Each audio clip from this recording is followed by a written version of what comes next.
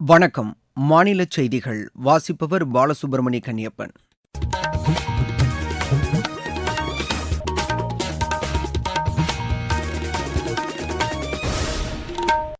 தலைப்புச் செய்திகள். தமிழக சட்டப்பேரவைத் தேர்தலில் ஆட்சி மாற்றத்தை ஏற்படுத்த மக்கள் உறுதிபூண்டுள்ளதாக மத்திய உள்துறை அமைச்சர் திரு அமித் ஷா தெரிவித்துள்ளார். மத்திய அமைச்சர் திரு சிவராஜ் சிங் சௌகான் ஈரோட்டில் இன்று மஞ்சள் விவசாயிகளுடன் கலந்துரையாடுகிறார். மகளிர் நலனுக்காக தமிழக அரசு பல்வேறு திட்டங்களை செயல்படுத்தி வருவதாக மாநில அமைச்சர் திரு ஏவ வேலு தெரிவித்துள்ளார். உறுதியளிக்கப்பட்ட ஓய்வூதியம் என்ற பெயரில் அரசு ஊழியர்களை திமுக அரசு ஏமாற்றியிருப்பதாக அஇஅதிமுக பொதுச் செயலர் திரு எடப்பாடி பழனிசாமி கூறியுள்ளார். தேசிய சீனியர் வாலிபால் சாம்பியன் போட்டியின் இன்றைய லீக் ஆட்டத்தில் தமிழக அணி ஆடவர் பிரிவில் ரயில்வே அணியையும் மகளிர் பிரிவில் ஜம்மு காஷ்மீர் அணியையும் எதிர்கொள்கின்றன. இனி விரிவான செய்திகள். தமிழக சட்டப்பேரவைத் தேர்தலில் ஆட்சி மாற்றத்தை ஏற்படுத்த மக்கள் உறுதிபூண்டுள்ளதாக மத்திய உள்துறை அமைச்சர் திரு அமித் ஷா தெரிவித்துள்ளார். திருச்சியில் நேற்று மாநில பிஜேபி மையக்குழு கூட்டத்திற்கு தலைமை வகித்து பேசிய அவர், ஊழல் நிறைந்த திமுக அரசை அகற்ற மக்கள் விரும்புவதாக கூறியுள்ளார். தேசிய ஜனநாயக கூட்டணிதான் அவர்களின் விருப்பமாக உள்ளது என்றும் அவர் குறிப்பிட்டுள்ளார். எனவே பிஜேபி நிர்வாகிகள் தத்தமது பகுதியில் உள்ள வாக்குச்சாவடிகளில் அதிக வாக்குகள் பெறும் வகையில் பணியாற்ற வேண்டும் என்றும் திரு அமித் ஷா கேட்டுக் கொண்டுள்ளார். இதனைத் தொடர்ந்து இன்று ஸ்ரீரங்கம் ரெங்கநாதர் கோயிலில் வழிபட உள்ள அவர் பின்னர் திருச்சி மன்னார்புரம் பகுதியில் மாநில பிஜேபி சார்பில் நடைபெறும் பொங்கல் விழாவிலும் கலந்து கொள்கிறார். மத்திய வேளாண் மற்றும் ஊரக வளர்ச்சித்துறை அமைச்சர் திரு சிவராஜ் சிங் சௌகான் ஈரோட்டில் இன்று பல்வேறு நிகழ்ச்சிகளில் பங்கேற்கிறார். இன்று காலை ஈரோடு அடுத்த செம்மம்பாளையத்தில் மஞ்சள் சாகுபடி செய்யப்படும் தோட்டங்கள் மற்றும் மஞ்சள் விற்பனை மண்டியை பார்வையிடும் அவர், வளர்ச்சியடைந்த இந்தியாவிற்கான ஊரக வேலைவாய்ப்பு உறுதி மற்றும் வாழ்வாதார சட்டம் மூலம் மேற்கொள்ளப்படும் பணிகளையும் ஆய்வு செய்ய உள்ளார். அதனைத் தொடர்ந்து ஈரோட்டில் உழவர் உற்பத்தியாளர் குழுக்கள், விவசாயிகள் மற்றும் பெண் விவசாயிகளை தனித்தனியாக சந்தித்து திரு சௌகான் ஆலோசனை நடத்தவுள்ளார்.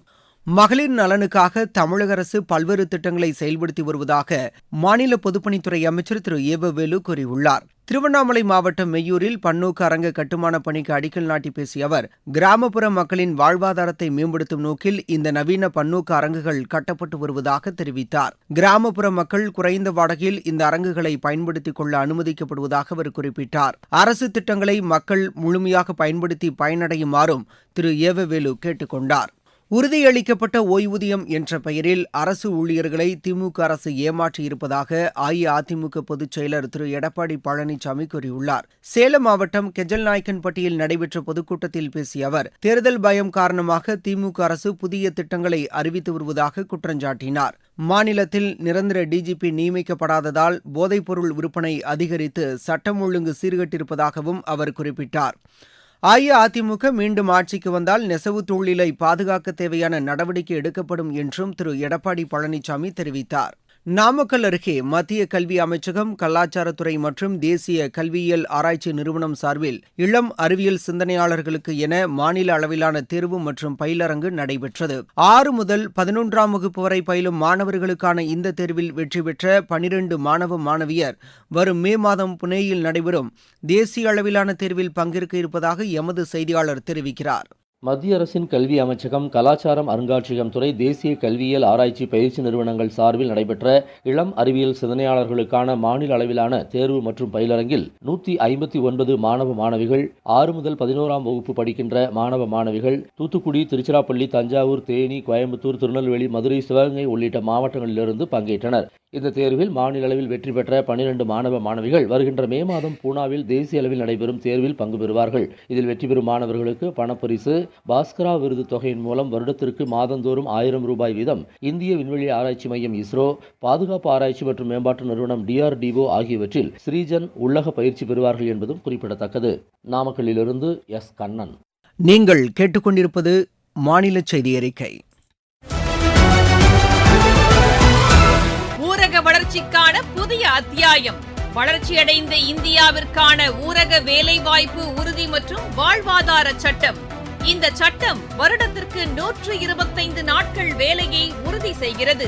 இதில் வாரந்தோறும் ஊதியம் வழங்கப்படுவது கட்டாயமாக்கப்பட்டுள்ளது. பணி முடிந்த 15 நாட்களுக்குள் ஊதியம் வழங்குவதை உறுதி செய்வதற்கான அம்சங்களும் இதில் இடம்பெற்றுள்ளன. ஊதியம் காலதாமதமாக வழங்கப்பட்டால் அதற்கான இழப்பீட்டுத் தொகைக்கும் இதில் வகை செய்யப்பட்டுள்ளது. வளர்ச்சியடைந்த இந்தியாவிற்கான பயணத்தில் மோடி அரசு தொடரும் சீர்திருத்த நடவடிக்கைகள்.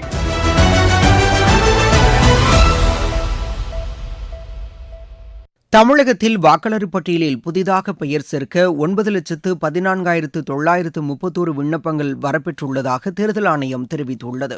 மாநிலம் முழுவதும் கடந்த 2 வாரங்களாக நடைபெற்ற சிறப்பு முகாம்கள் மூலம் இந்த விண்ணப்பங்கள் பெறப்பட்டுள்ளன. இதேபோன்று பெயர்களை நீக்குவதற்கு 13,457 விண்ணப்பங்கள் பெறப்பட்டுள்ளதாகவும் தேர்தல் ஆணையம் தெரிவித்துள்ளது. தஞ்சையில் நேற்று காலமான திமுக மூத்த தலைவரும் நாடாளுமன்ற முன்னாள் உறுப்பினருமான எல் கணேசன் உடலுக்கு அக்கட்சி தலைவரும் முதலமைச்சருமான திரு மு.க.ஸ்டாலின் நேரில் அஞ்சலி செலுத்தினார். மாநில அமைச்சர்கள், நாடாளுமன்ற, சட்டமன்ற உறுப்பினர்களும் எல் கணேசன் உடலுக்கு அஞ்சலி செலுத்தினர். திண்டுக்கல்லில் நடைபெற்ற அகில இந்திய அளவிலான சேவல் கண்காட்சியில் பல்வேறு மாநிலங்களிலிருந்து கொண்டுவரப்பட்ட சுமார் 500க்கும் மேற்பட்ட சேவல்கள் பங்கேற்றன. இதில் விசிறிவால் சேவலை வாங்க கடும் போட்டி நிலவியதாக எமது செய்தியாளர் தெரிவிக்கிறார்.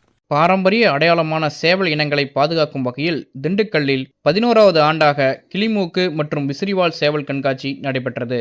இக்கண்காட்சியில் தமிழகம் மட்டுமின்றி ஆந்திரா, கேரளா, கர்நாடகா மற்றும் மகாராஷ்டிரா மாநிலங்களிலிருந்தும் ஆயிரக்கணக்கான கிலோமீட்டர் பயணித்து வளர்ப்பாளர்கள் தங்களது சேவல்களை கொண்டு வந்திருந்தனர். சேவல்களின் உயரம், மூக்கு, வால் மற்றும் கம்பீர தோற்றத்தை வைத்து சிறந்தவை தேர்வு செய்யப்பட்டு பரிசுகள் வழங்கப்பட்டன.